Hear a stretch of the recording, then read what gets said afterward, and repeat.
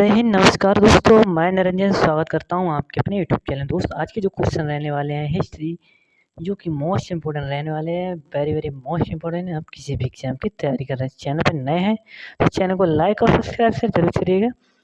Question क्या कहता है? पहला ये क्वेश्चन है कि भारत के राष्ट्रगान जन गण मन के रचयिता कौन थे? तो दोस्त कौन थे जन गण मन के रचयिता? तो आपको लगा देना है, इनका नाम हो जाएगा रविंद्रनाथ टैगोर। इन्होंने लिखा है जन गण मन। क्वेश्चन नेक्स्ट है कि विख्यात महाकाव्य, दोस्त जो महाकाव्य महाभारत के रचयिता कौन थे? तो इनके रचयिता हो जाएंगे श्री वेद व्यास जी, इसके रचयिता हो जाएंगे महाभारत के।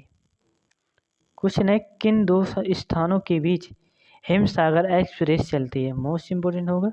किन दो सागर के बीच चलती है जिसे हिमसागर के नाम से जानते हैं? हिमसागर एक्सप्रेस है और इसका नाम है जम्मू से कन्याकुमारी। और दोस्त कन्याकुमारी कहाँ पड़ता है? आपको ये जो दोस्त कन्याकुमारी सबसे दक्षिण बिंदु होगा तमिलनाडु में स्थित है। क्वेश्चन है अगला कि जनरल किस सेना का एक अधिकारी का पद है? तो दोस्त ये जनरल होता है थल सेना का, और थल सेना आप किसे कहते हैं आपको बता देना है, ठीक है। क्वेश्चन है कि भारत का राष्ट्रीय पुष्प क्या है? तो दोस्त राष्ट्रीय पुष्प जो हो जाएगा कमल। क्या होगा? नेशनल फ्लावर हो जाएगा कमल।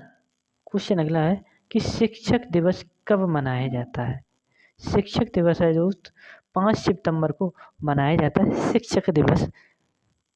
क्वेश्चन नेक्स्ट, जापान पर परमाणु बम कब गिराया गया था? तो दोस्त ये 1945 को गिराया गया था, जो कि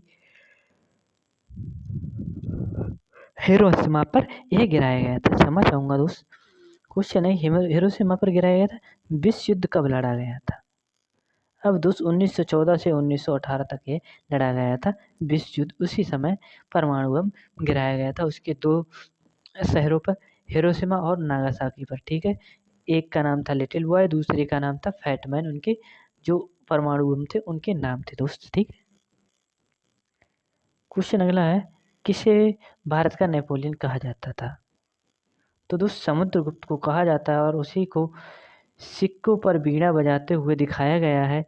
और दोस्त बीड़ा जो माँ सरस्वती का सबसे पुराना, यानी कि जो वाद्य यंत्र है, बीड़ा सबसे पुराना हुआ जो माँ सरस्वती का वाद्य यंत्र है।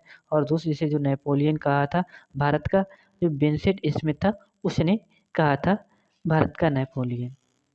क्वेश्चन है कि चंद्रगुप्त द्वितीय के शासनकाल के दौरान कौन सा चीनी यात्री भारत आया था, आगमन हुआ था? तो दोस्त फायान हो जाएगा और इसकी सीयू की बुक हो जाएगी, याद रखना। क्वेश्चन है आर्यभट्ट और कालिदास किसके दरबार में प्रतिष्ठित कवि थे, यानी कि विख्यात यानी कि प्रसिद्ध कवि हो जाएंगे? तो दोस्त चंद्रगुप्त द्वितीय जिसे विक्रमादित्य के नाम से जानते हैं, और दोस्त कालिदास की जो हो जाएगी अभिज्ञान शकुंतलम। मोस्ट इंपोर्टेंट इनकी बुक होगी अभिज्ञान शकुंतलम, मालविका अग्निमित्रम, ठीक है। इन्हें भारत का शेक्सपियर कहा जाता है। क्वेश्चन अगला है कि मौर्य साम्राज्य का अंतिम राजा कौन था? तो दोस्त जो अंतिम राजा हो जाएगा बृहद्रथ। और दोस्त जो मौर्य साम्राज्य है इसे पितृहंता वंश कहते हैं, क्योंकि इसमें जो पितृहंता किसे कहा जाता है, इसलिए क्योंकि जो अपना उस जिसका लड़का होता था, यानी कि वह अपने पिता की हत्या करके फिर गद्दी पे बैठता था, उसका लड़का उसको मार जाता था और उसका लड़का अपने पिता को मारकर उस पर गद्दी पे बैठता। और दोस्त जो बृहद्रथ था ये लास्ट हो जाएगा। और दोस्त इसकी हत्या जो की थी ब्राह्मण था पुष्यमित्र शुंग, जो कि इसका सेनापति था। बृहद्रथ की हत्या करने के बाद फिर शुंग वंश की स्थापना की गई थी, और इसका जो सबसे पहला ब्राह्मण वंश हो जाएगा इतिहास में, ठीक है। शुंग वंश की स्थापना की थी पुष्यमित्र शुंग ने। क्वेश्चन है कि 78 ईस्वी में शक युग की स्थापना किसने की थी? तो दोस्त जो शक संवत अपने चलता है, कुषाण राजा कनिष्क, और बड़ा ही प्रतापी राजा था, इसका नाम हो जाएगा कुषाण कनिष्क। कुषाण वंश का शासक था, इसका नाम कनिष्क हुआ यानी कि था। क्षमा चाहता हूँ, क्या ही बोल रहा। 4 भाई यानी कि चौथा बौद्ध परिषद किस स्थान पर आयोजित किया गया था, यानी कि चौथी बौद्ध संगति हुई थी ये कहाँ? तो दोस्त ये कुंडलवन कश्मीर में हुई थी। और इसकी किसके समय हुई थी? तो दोस्त एक कनिष्क के समय हुई थी। गुप्त साम्राज्य की स्थापना किसने की? चंद्रगुप्त प्रथम ने दोस्त की थी। चंद्रगुप्त प्रथम ने 320 ईस्वी में गुप्त समाज की स्थापना यानी कि साम्राज्य की स्थापना। क्वेश्चन अगला क्या कहता है आपसे कि मौर्य साम्राज्य का संस्थापक कौन था। तो दोस्त चंद्रगुप्त मौर्य हो जाएगा 320 ईस्वी में। अर्थशास्त्र पुस्तक किसने लिखी है।